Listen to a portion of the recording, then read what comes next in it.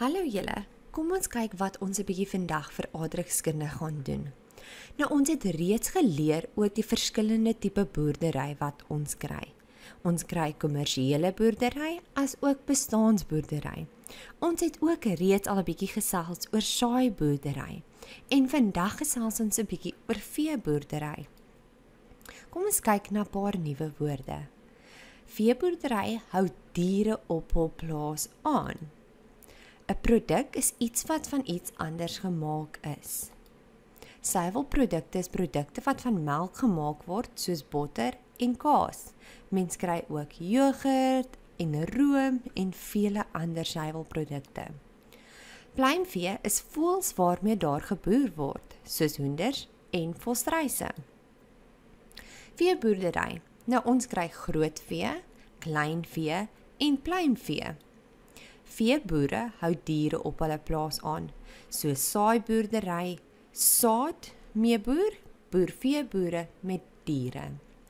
Nou groot diere soos beeste is grootvee. En daar is 'n voorbeeld van dit, 'n koei as ook 'n bees. Skaap en varke is kleinvee. Pluimvee is voëls soos hoenders en volstruise. Verskillende soorte plaasdiere gee verskillende soorte produkte. Nou kom ons kyk 'n bietjie na 'n paar voorbeelde. Skape gee vir ons wol as ook vleis.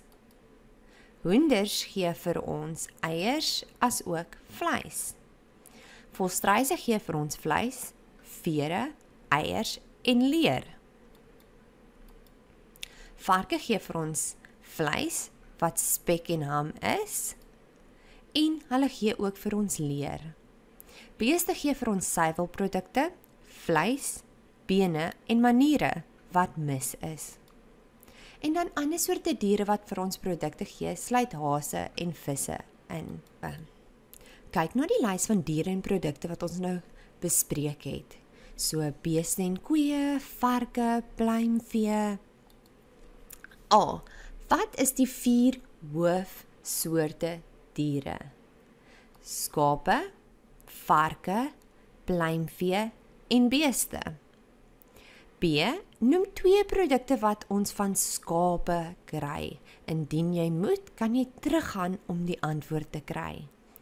Wol en vleis. C. Noem 2 produkte wat ons van varke kry. Vleis en leer. Onthou om altyd te skryf vleis in plaas van spek en vleis, want spek is tegnies vleis. D. Noem 2 soorte pluimvee, hoenders en volstruise. E. Noem 3 plaasdiere wat vir ons leer gee, volstruise, varke en beeste.